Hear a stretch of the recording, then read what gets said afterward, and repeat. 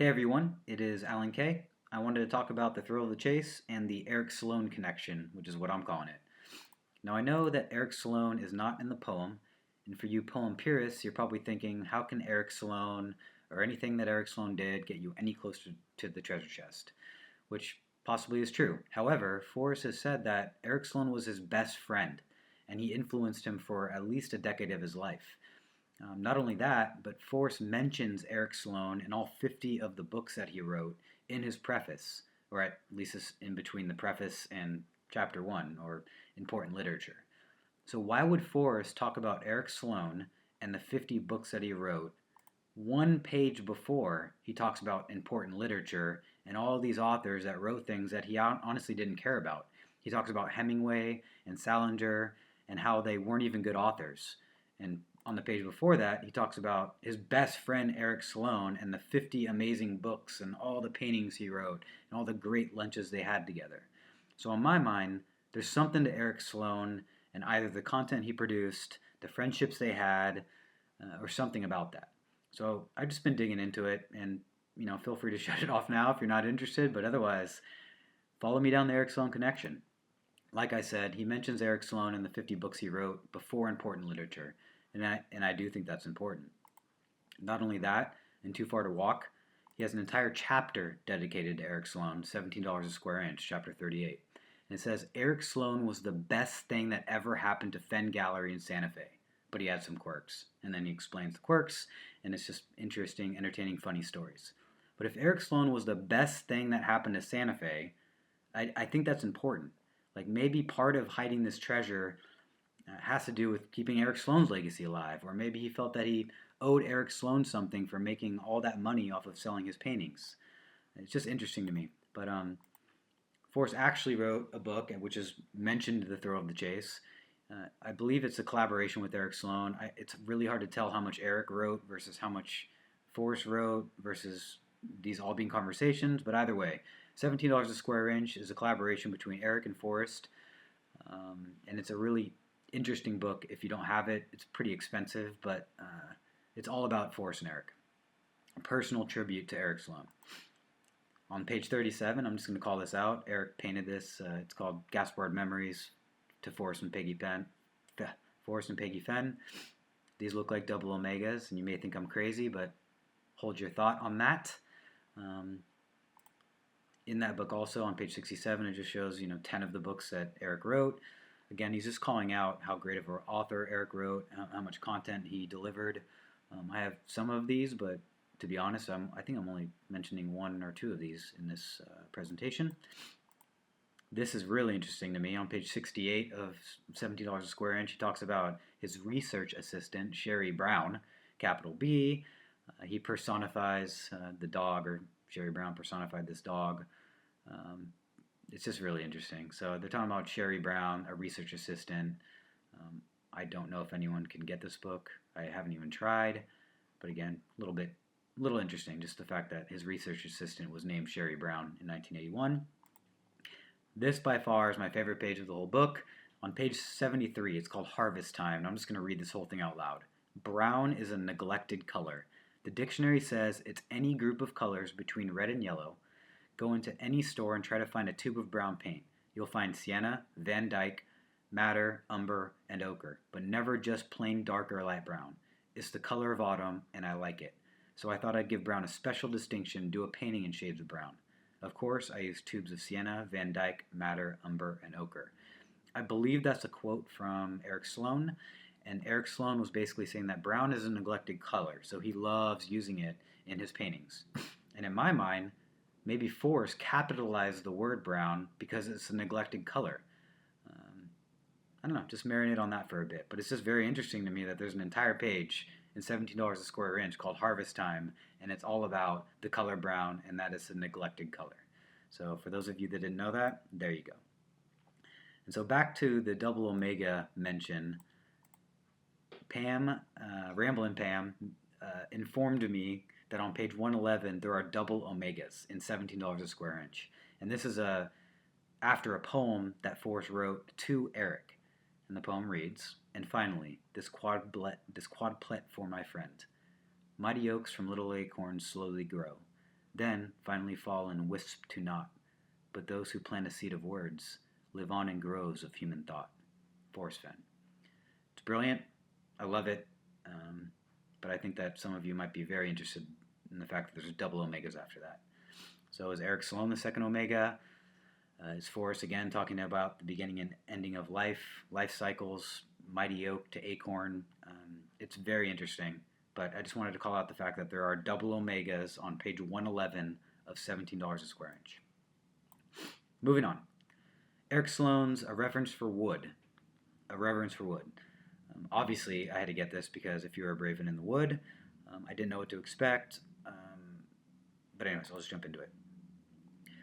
On page 48 of that book, it talks about pine groves being cathedrals.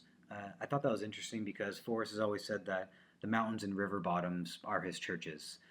So it just feels, very similar and in the same vein that the pine groves are cathedrals and the mountains and river bottoms are Forrest's church. So this is Eric's writing, and it just feels the same way that Forrest thinks. So whether Forrest took this sentiment from him or whether they are just two peas in a pod, I don't know, but it drew my attention. This one I actually didn't realize in reading the book the first time. I caught this one from R.F. Hecky. I don't know which video she mentioned it in, but I'll probably put it in the description. But as you can see on the left, this is Eric Sloane's version talking about the charcoal. I don't know what they call them, charcoal miners or charcoal creators, but they basically created these huts to create charcoal, and then they had to chop down all these trees. But obviously, look at the similarities between the epilogue and Thrill of the Chase with the lumberjack or the crescent moon and the dove, and then this little charcoal blacksmith guy. They're just very similar. And again, cheers to you, R.F. Hecky, for bringing this to my attention. Again, I don't know what it means. This doesn't help me get any closer to the treasure chest, but it's very similar. That's all I can say about that.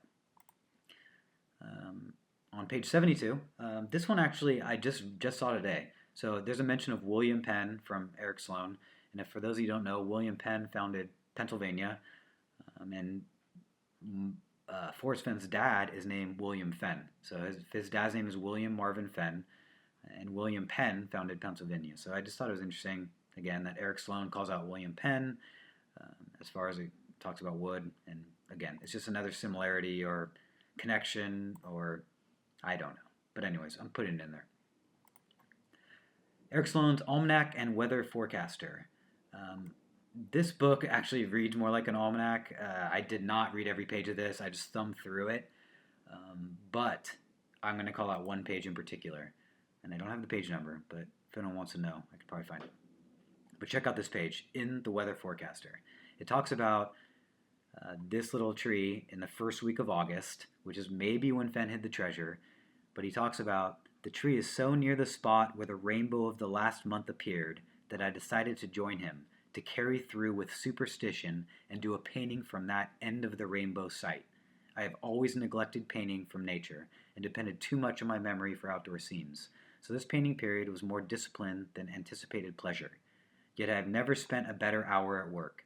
It might well have been the pot of gold I expected to find, for making a painting of the old tree instilled in me a new interest and a more profound respect for trees. It's strange how some dead trees are eyesores, while others are astoundingly beautiful, their naked hulks silvering in the sun, and the ground around them strewn with fallen boughs. Man, that's beautiful writing. But two, the end of my rainbow, a pot of gold and a dead tree with armor of wood. I mean, come on, guys. There's got to be something to it. So I know Forrest has read this page. He's read all of Eric's books, I'm sure. So again, they either just have the same mind, they're tapped into the same energy of the universe, or there's something to this. So maybe the treasure is, inside of a dead tree trunk. But again, just wanted to call it out for you guys. It's not getting me any closer to the treasure, but I might take an extra look at any dead tree trunks in my area for this reason. The Seasons of America Pass by Eric Sloane. Again, a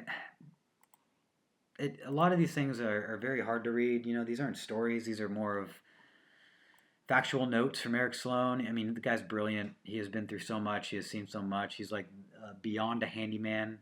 Um, but anyways, I'm going to jump into this. So in this page, on page 27, Eric Sloane talks about just a generic farmer, but he calls him Farmer Brown. And I thought that was interesting. So he capitalizes a generic farmer and names him Brown. And this actually I got from, his name is That Guy, and I'll link to his video about Eric Sloane. But again, thank you, That Guy. You are not Kyle Sandow, even though people think you are.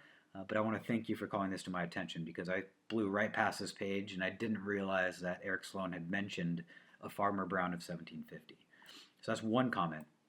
That's on page 27. On page 53, he talks about heavy loads. So used as slides and rollers for moving heavy loads as movable hay floor beams. So he's talking about moving heavy wooden objects, and he calls them heavy loads. So on page 27, he talks about Farmer Brown. On page 53, he talks about heavy loads. And on page 55, he talks about a spring drawing nigh. I mean, the winter sap resembles me, whose sap lies in the root. The spring draws nigh as it, so I shall bud, I hope, and shoot. So that's three pages, you know, they're not adjacent, but 3 pages where they mention Farmer Brown, heavy loads, and drawing nigh. And again, like, maybe this is coincidence, maybe it's not, I don't know, but Forrest has read all of this. Forrest has talked about Eric Sloane's 50 books. He's read all these books. He loves Eric Sloane. He's his best friend. So I feel that Eric Sloane influenced the way that Forrest thinks, writes, acts, and appreciates books and storytelling. Then on page 62, Eric Sloane's talking about, you know, all these herbs, and it just, again, reminds me of, I forget which pages or which chapters of Forrest's book, where he's talking about all the herbs and Peggy's spice drawers and all that, and having 3 jars of cloves. But there's a lot of similarities that Eric Sloane shares with Forrest. I mean, across all aspects of life and culture. And here's just another example. The Do's and Don'ts of Yesterday by Eric Sloane. I was praying that something in here talked about do not paddle up a creek, or how not to paddle up a creek, or which creeks do not paddle up. That didn't happen. And in fact, I almost left this entire book out, but I'm going to call it a couple things here. The foreword of this book talks about, on rainy days while pouring through old almanacs, I used to copy down recipes and ancient household hints. Trying them out was a constant game of fun. So again, Eric Sloane is talking about on rainy days, he did things like this. And it just reminds me again of Forrest, you know, at the Borders on rainy days, or going into the library on rainy days, or going into collected works on rainy days, or when he was alone sitting and thinking on rainy days. It just, again, reminds me of Eric Sloane. And the fact that on rainy days, that's the time that you sit in your study, you crack open a book, and you do some research. And I thought that was interesting, the foreword of his book. And then here are just 3 examples of things. Let's see here. There isn't a page number on this, but he talks about where to hide valuables. I mean, he's talking about hiding something in cellophane and putting it in the freezer as far as cash, and that's where cold cash came from. Just cool reference for anyone that didn't know that. This one I only plugged because it says, don't wear dressing gown and slippers anywhere but within your bedroom. To appear at table or anywhere in this garb is the soul of vulgarity. The dressing gown is garbed for neither the breakfast room, the dining room, nor the drawing room. It's funny because Forrest dedicated his whole post-war life for hush puppies and blue jeans, so I consider a hush puppy a slipper, and that would be a don't in Eric Sloane's book. So even though Forrest and Eric were 2 peas in a pod, I think some of Eric's mentality was a little too old school for even Forrest.